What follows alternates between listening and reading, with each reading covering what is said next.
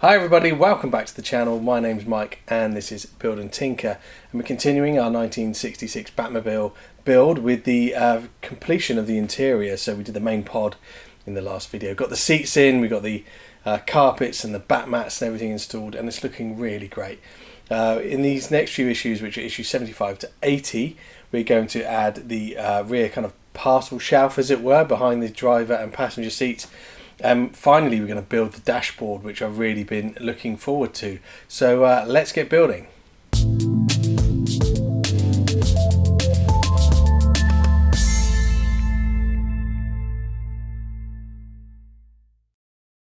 So here are the components for issue 75, and this is the largest piece, which they call the rear deck. It's not the parcel shelf, but I think you all know what I meant. And we also have these pieces, which are air intakes, is how they're labelled, some grills to go with those, and some brackets to hold the air intakes in place, and of course some screws. We've got AP and CP. So I don't think this is going to take too long to get put together. And we're going to start by turning the rear deck over, and we will take the chromed pieces, which are the air vents. Now they obviously have a top and a bottom, so the bottom part has these little notches in. That's going to be facing us, and they're not handed, they are identical. We just need to get them the right way up, and it looks like they just drop over these posts on either side. We then take these black vents, and they drop into the little, there's these little cutouts that enable you to drop the vents in and orientate them the correct way. And then the bracket, which is this piece here, has a hole in it, and it's sort of domed outwards, so that dome kind of faces down towards the vent. Again, these are not handed, so it doesn't matter which one goes on which side. We just have to put them in place and then screw them in with some AP screws.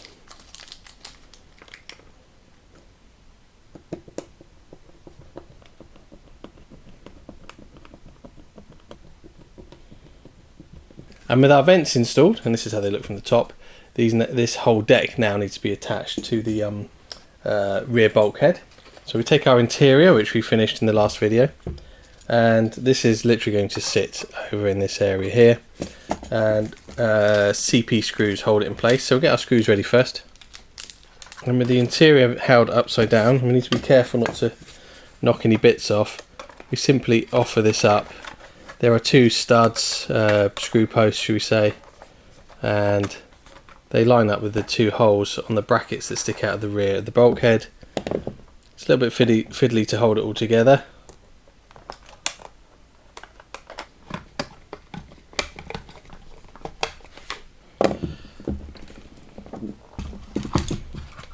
And there it is, installed, and it looks fantastic. You may have noticed that both of our seat belts fell off these sides. It doesn't surprise me, they're just pushed in. I'll put them all on actually when we're finished with the interior, and I'll probably drop some glue on there to hold them in place. But that's the end of issue 75. And in issue 76 we get these two side panels, and they go on the front part of this sort of passenger cell, and each one is held in with a single screw. So they are obviously handed left and right, and you'll see embossed in the back of each one is either L or R. So we'll start with left, which is this side, and it simply goes in, which way up? Okay, it goes in that way. So very straightforward. There's a screw post here which goes into this hole, and then we're going to screw it in from underneath. So we'll get our screws ready first. They are CP screws.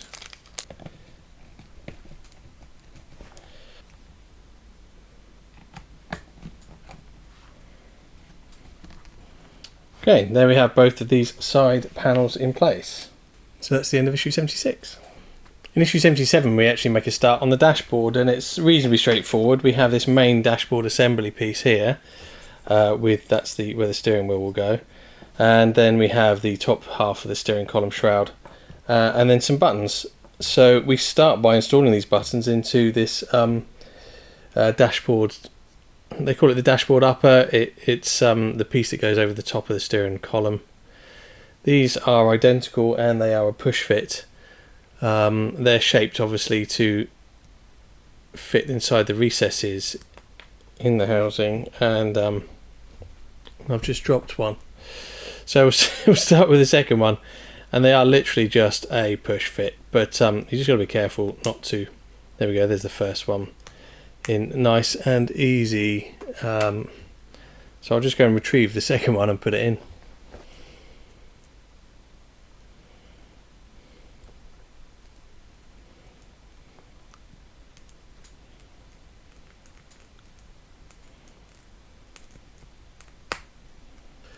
And there are the two buttons inserted into this shroud, and then we simply bring this top piece together with the bottom part, and they clip together as one, like that. So it's really straightforward, and in fact that's all there is to do in this particular issue. So with 77 done, we'll jump straight into 78. Issue 78, we start to finish off the main components of the dashboard, and we start by taking this white panel here, which is the bat scope, and applying a sticker to it. They've given us two, which is kind of handy, particularly people like me who have a tendency to mess them up. I don't know if there's a correct way up for this sticker. It doesn't say anything on it or in the magazine. Then it's just a pattern, so I think you could probably put it whichever way up you wish. You just need to get it lined up with the frame as well as you can. So let's get the backing off of this.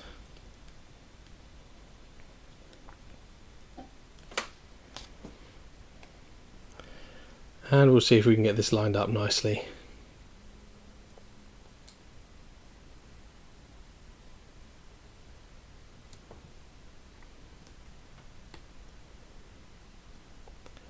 And there's the sticker now attached to that plate.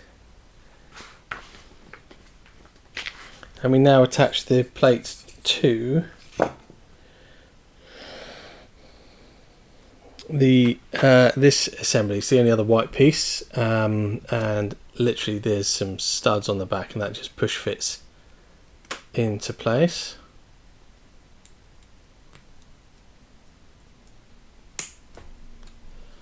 Like so. And then this assembly goes into the main dash panel. Just drops into that gap there, and we use some more CP screws to attach it. And because we had some spare CP screws in the last couple of issues, I'm going to use those, and that gives me a full packet left from this issue that I can put to one side.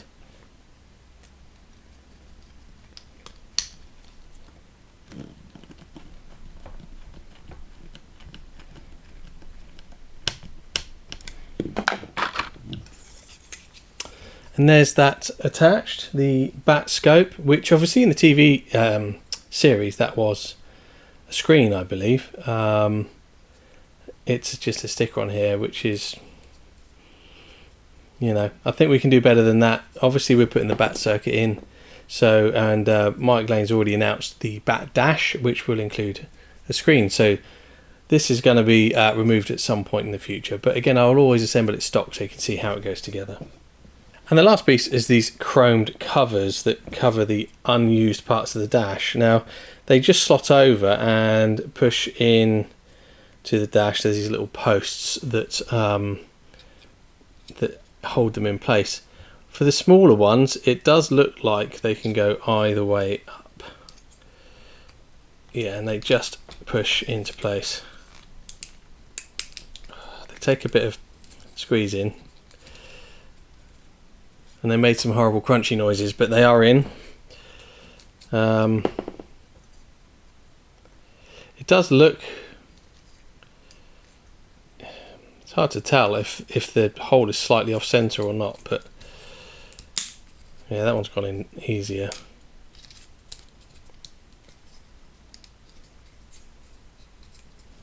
Okay, I flipped that one over and it went in a bit easier, so maybe they do have a right way up. On the larger one, there is a tiny hole on this bottom piece here, so I'm guessing that goes underneath because you wouldn't want to be looking at a hole. Yeah, and that's gone in quite easy. So that's the bulk of the dashboard complete, really, in terms of the front fascia panel, and it's also the end of issue 78. And in issue 79 we get the main front deck, you might call it, but it's basically the upper part of the dashboard. It's quite a large piece. We also have a packet of screws, this chromed dial, I'm not sure what that is the homing receiver scope button, and then we have a number of very small sort of control knobs. They're called buttons, they are on a sprue and they are round, and then we have a couple of triangular ones here in a bag.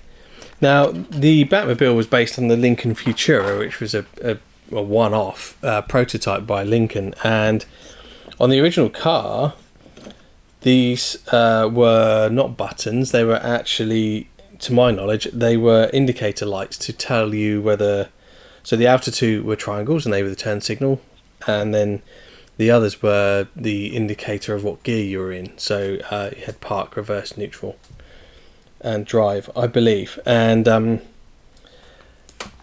the screw, or these button, as they've called them, caps, I don't know if that will even show on camera, but they are all slightly different colours. So we've got red, amber, green, and also green, blue and silver. And they were different colours, I think, on the Futura. I'll see if I can find out which colours went where, but they have provided a colour order in the magazine, so hopefully it's correct. It wants us to start with this large button, which is the home or receiver scope button. It's chrome and black, and it goes in this part of the dashboard on the driver's side. I can't quite tell. Yeah, the key, the hole is keyed, so there is a particular way round, but my eyes aren't high definition enough to be able to see which way the knob is, so I'm just going to see by feel if I can get it rotated in. It's gone in, but it looks like it's upside down, so let's turn it 180 degrees, see if that's going to go. Okay, and that's dropped into place. And then next we have these two triangular buttons. Now there aren't spares of these, so just be really careful not to break or lose them. And the triangular ones go on the outside here of this row of holes around the main dashboard. And so the triangular ones go on the outsides. Really wishing there we go. Let's get some tweezers on the case.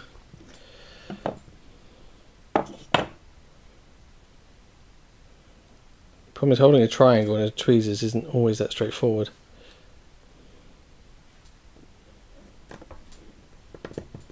Okay, first one is in. They've got them on the picture, the triangle's sort of pointing upwards, but I think they had to point outwards because they were turn signals. So that's what I'm going to do on mine, but you can do what you want on yours.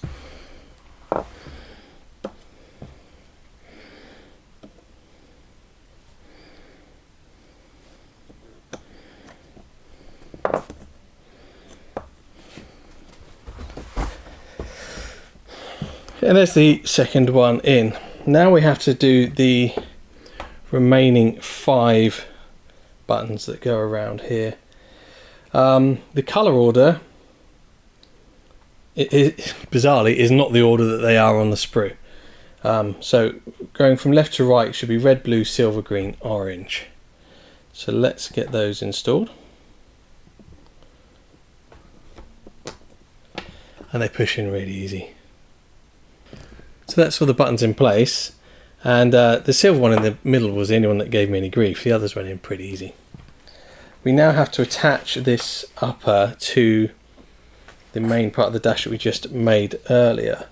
So if we flip the upper part upside down, take this dash panel and simply drop it over. There are some very obvious brackets that line up with screw holes in the panel, and then we use some CP screws to put it all into place. So we need 3 of those.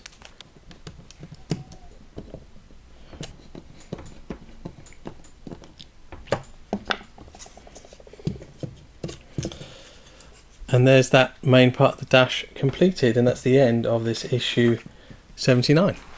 So with issue 80 we add a few more details to the dashboard, and the first of which is this chromed trim piece here, and it sits into this space. Now there is a correct way round for it. It has a flat on one side and curved corners on the other, so it will only drop in one way, and there are some AP screws to hold it into place. It screws in from underneath, so we just have to hold it while we get the first screw in.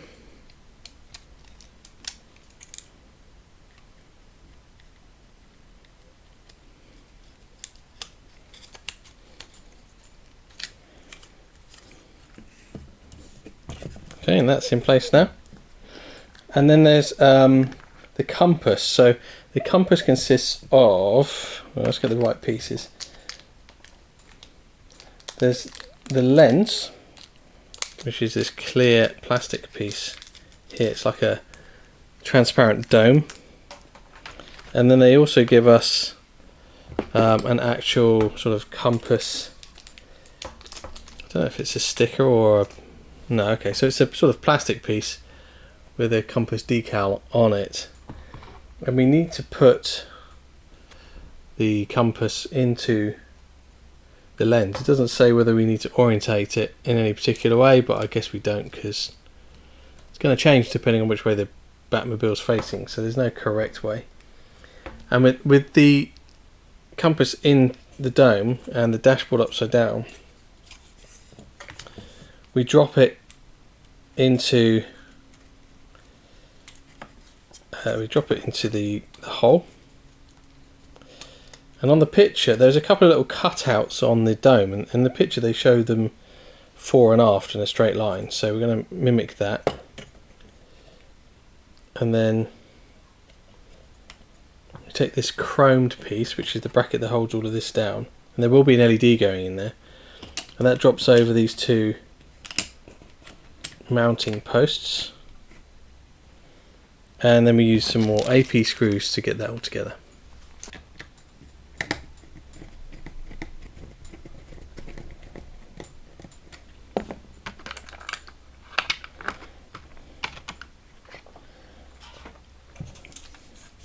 And that's the compass installed.